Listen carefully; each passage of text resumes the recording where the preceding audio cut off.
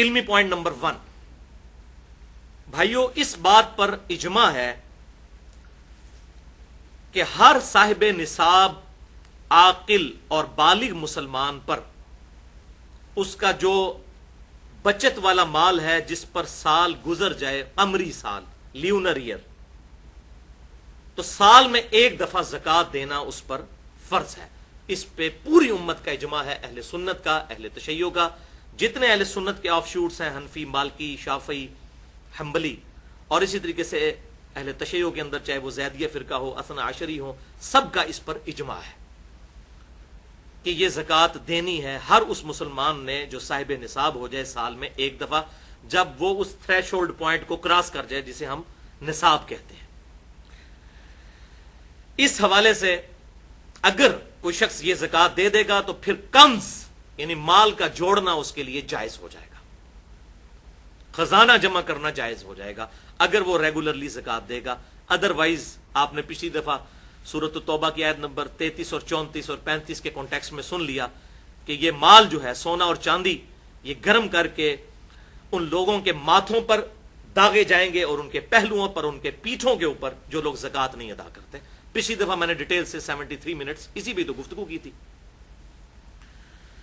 اس حوالے سے ایک موقوفاً صحیح حدیث بھی موجود ہے جامعہ ترمذی میں انٹرنیشنل نمبر کے مطابق 632 نمبر، سیدنا ابن عمر رضی اللہ تعالی عنہما کہتے ہیں کہ جو مال کسی کو حاصل ہوا اور اس کے پاس 1 سال تک پڑا رہا تو اس پر زکوٰۃ دینا فرض ہے۔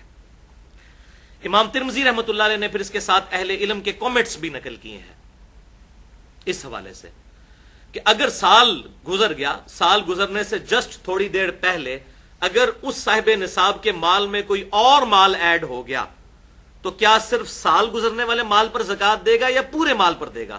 تو انہوں نے کہا کہ اکثر اہل علم کا اس پر اتفاق ہے کہ پورے ہی مال پر وہ زکوٰۃ دے گا، کیونکہ صاحب نصاب وہ پہلے ہی ہو چکا تھا۔ اگر وہ 12 مہینے چاند کے اعتبار سے، قمری اعتبار سے پورا ہونے سے پہلے اگر 10ویں مہینے اسے اور رقم مل گئی تو اس کے اندر ایڈ ہو گئی تو پوری کی وہ زکوٰۃ نکالے گا۔ اب رہا یہ مسئلہ کہ رمضان مبارک میں زکوٰۃ دینی چاہیے یا رمضان کے علاوہ بھی دے سکتے ہیں، تو اس میں رمضان کی کوئی قید نہیں، رمضان کے علاوہ بھی آپ زکوٰۃ دے سکتے ہیں، جب بھی آپ کا لیونر ایئر پورا ہوگا آپ اس کے مطابق زکوٰۃ دیں گے۔ لیکن یہ بات صحیح ہے کہ صحیح بخاری اور مسلم کی متفقن علیہ حدیث ہے، بخاری میں 1904، مسلم میں 2707، کہ امام کائنات صلی اللہ علیہ وسلم نے فرمایا کہ رمضان المبارک میں اللہ تعالی اعمال کے ثواب کو 10 سے لے کر 700 گنا تک بڑھا دیتا ہے۔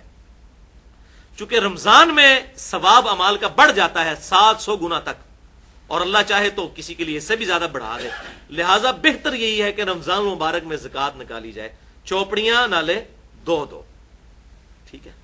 جیسا کہ عمرے کے بارے میں صحیح بخاری اور مسلم میں حدیث موجود ہے متفقن علیہ کہ آپ صلی اللہ علیہ وسلم نے فرمایا جس نے رمضان مبارک میں عمرہ کیا گویا اس نے حج کیا، اور مسلم کے ایک طرق میں آتا ہے اور ابو داؤد کے ایک طرق میں کہ گویا اس نے میرے ساتھ حج کیا جس نے رمضان مبارک کا عمرہ کیا۔ تو اسی طریقے سے پریفریبل یہی ہے، اور ویسے بھی حساب رکھنا آسان ہو جائے گا قمری سالوں کا، کیونکہ ہم تو جو ہے وہ شمسی سالوں کے اعتبار سے چل رہے ہوتے ہیں، تو لیونر ایئر کے مطابق ہم نہیں چل رہے ہوتے، ہم سولر ایئر کے مطابق چلتے ہیں۔ تو اگر یہ لیونر ایئر کا حساب رکھنا ہے تو رمضان میں ثواب بھی زیادہ اور حساب رکھنا بھی آسان ہو جائے گا انشاءاللہ تعالی۔ اچھا بھائیو، اس بات پر بھی اجماع ہے کہ کوئی شخص اپنی زکوٰۃ پیشگی بھی نکال سکتا ہے، یعنی اگلے سال کی پہلے ہی نکال لے، اپنے پاس حساب کتاب نوٹ کر لے۔ اسی طریقے سے وہ ڈیلے کر کے بھی نکال سکتا ہے، اور اسی طریقے سے پر منتھ ڈیوائڈ کر کے بھی نکال سکتا ہے۔ اگر سال بعد اس کی سپوز 40,000 بن رہی ہے تو 12 مہینوں پر ڈیوائڈ کر کے ایک تنخواہ دار آدمی تھوڑے تھوڑے پیسے نکال کے اپنی زکوٰۃ دیتا رہتا ہے، تو یہ بھی جائز ہے، اس پر اجماع موجود ہے۔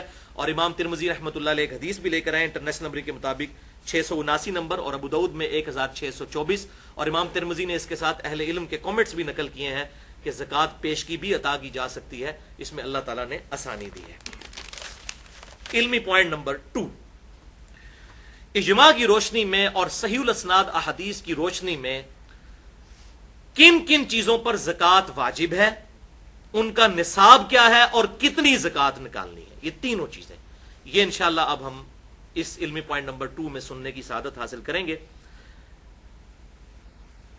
اس میں احادیث کے حوالے دے دیتا ہوں جلدی سے. صحیح بخاری میں انٹرنیشنل نمبر کے مطابق 1454 نمبر حدیث.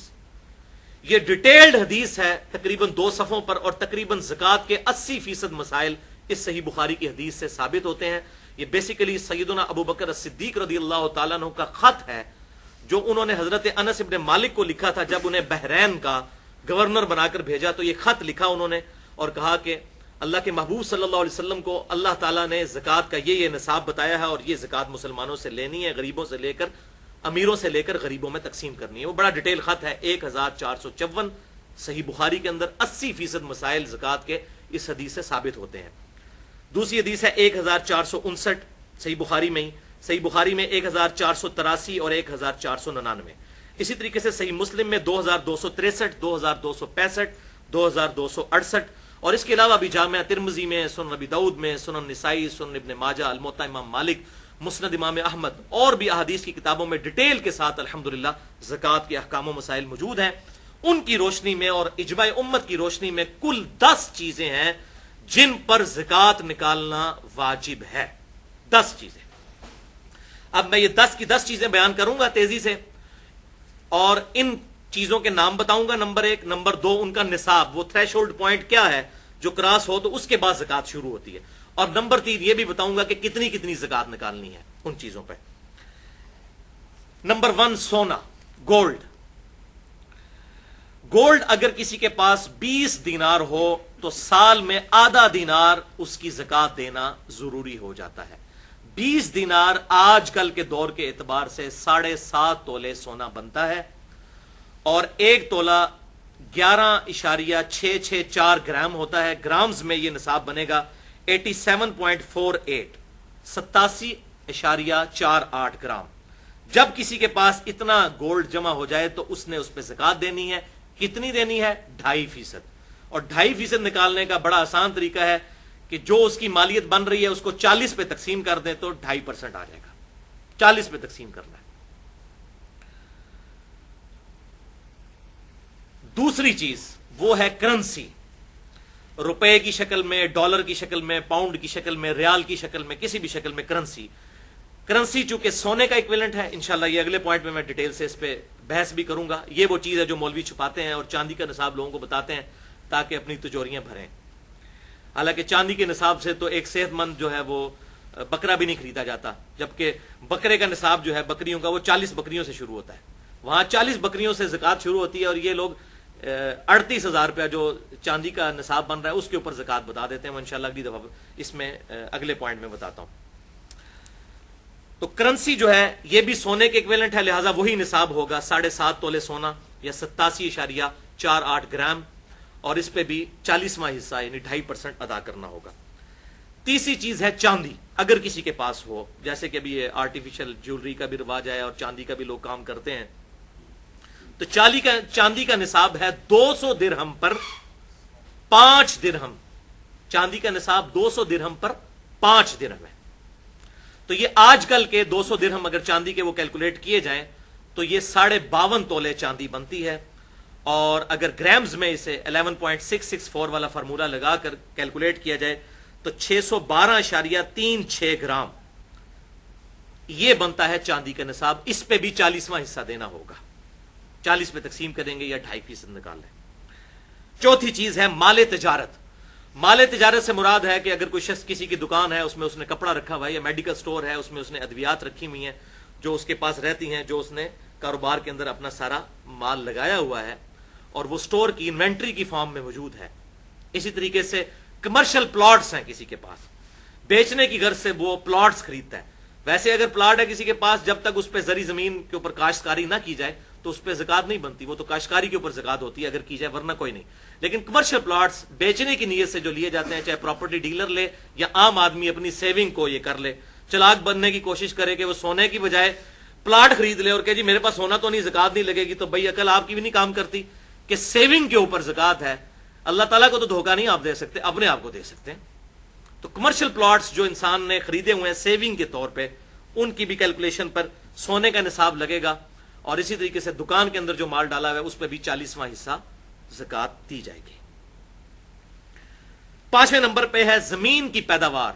چاہے وہ غلے کی فارم میں ہو، کھجور کی پھل کی فارم میں، تو اس پہ بھی زکات ہے. اور اس کے لیے جو تھریش ہولڈ پوائنٹ ہے، نصاب ہے، وہ ہے 5 وسق. ایک وسق جو ہے وہ 60 سا کے برابر ہوتا ہے، اور ایک سا جو ہے وہ 4 مد کے برابر ہوتا ہے، اور ایک مد 600 گرام بنتے ہیں ہمارے زمانے کے. لہذا یہ پوری ملٹیپلیکیشن کرنے کے بعد 5 وسق جو ہیں وہ بنتے ہیں آج کل کے 720 کلو گرام. تو 720 کلو گرام جس کے پاس غلہ ہوگا تو اس پر اسے زکات دینی ہوگی، لیکن غلے کی زکات زیادہ ہے. وہ ہم نے جو زکات سنی سونے کی، اس سے یہ 4 گنا ہے، 10% زکات ہے.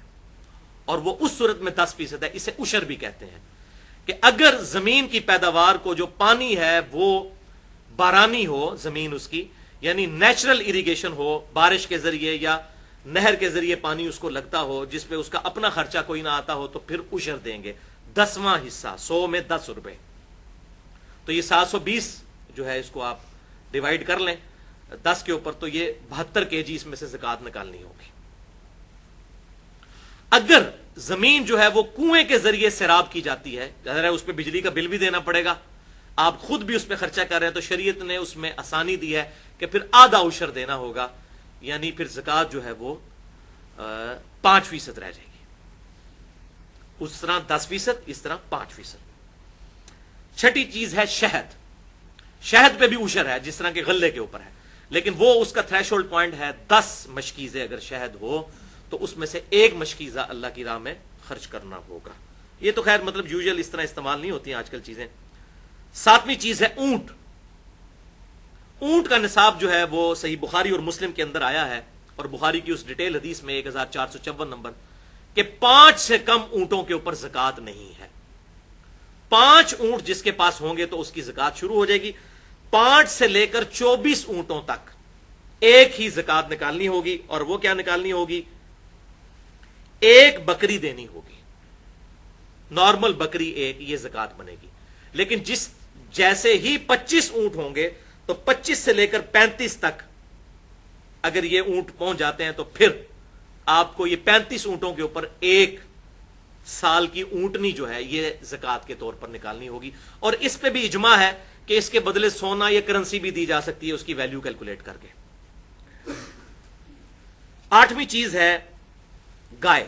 اس طریقے سے 35 کے آگے بھی ڈیٹیل چلتی ہے سینکڑوں تک، تو اب ٹائم نہیں ہے چونکہ آج کل لوگوں کی ضرورت نہیں، لہذا میں اسے چھوڑ رہا ہوں. 8ویں چیز ہے گائے یا بھینس. بھینس بھی گائے کے حکم میں داخل ہے. میں نے اجماع کی حجیت مسئلہ نمبر 31 میں یہ چیز ثابت کی ہے کہ امت کا اجماع ہے کہ بھینس گائے کے حکم میں داخل ہوگی. 30 گائے جب ہو جائیں گی تو پھر زکات سٹارٹ ہو جائے گی، اس سے پہلے زکات کوئی نہیں. اور جس کے پاس 30 گائے ہوں تو 1 سال کا اس نے بچڑا گائے کا وہ زکات میں دینا ہوگا. اور جس کے پاس 40 ہوں تو وہ پھر 2 سال کا بچڑا. اور اس طریقے سے پھر آگے ایکویشن چلتی ہے. 9ویں چیز ہے بکریاں اور بھیڑیں. ان پہ بھی زکات ہے. جس کے پاس 40 بکریاں ہوں گی تو تب اس کی زکات شروع ہوگی، 40 سے کم پر شروع نہیں ہوگی. 40 سے لے کر 120 تک صحیح بخاری 1454 نمبر کی روشنی میں حدیث نمبر 1 بکری زکات دینی ہوگی. 40 بکریوں سے لے کر 120 بکریوں تک جس کے پاس ہے. اور 121 سے لے کر 200 تک ہو تو پھر 2 بکریاں دینی ہوں گی. اور اسی طریقے سے آگے ایکویشن چلتی ہے. 10ویں چیز ہے دفینہ، رکاز یا معدنیات، یہ زمین میں سے نکلا ہوا مال. اس زمانے میں بھی صحیح بخاری میں آتا ہے کہ سونا کسی کی زمین سے نکلا ہے، یا معدنیات نکلا ہے، نمک نکلا ہے، یا آج کل کے دور میں اگر کسی کی خوش قسمتی ہو تو تیل نکلا ہے، تو اس پہ بھی زکات ہوگی. دفینے کے اوپر زکات سب سے زیادہ ہے، سب سے زیادہ زکات ہے اس کے اوپر، اور وہ ہے 20%. 100 میں 20 روپے، 5واں حصہ دفینے کے اوپر. یعنی کہ وہ 100 روپے کا مال ہے تو 20% دینا ہوگا، 5واں حصہ اللہ کی راہ میں خرچ کرنا ہوگا. یعنی عشر سے بھی ڈبل ہو گیا. سب سے زیادہ زکات جو ہے وہ دفینے کے اوپر ہے، معدنیات کے اوپر ہے. اگر کسی کے زمین سے کوئی ایسا خزانہ نکلا ہے تو یہ سب سے زیادہ زکات اس کے اوپر ہے.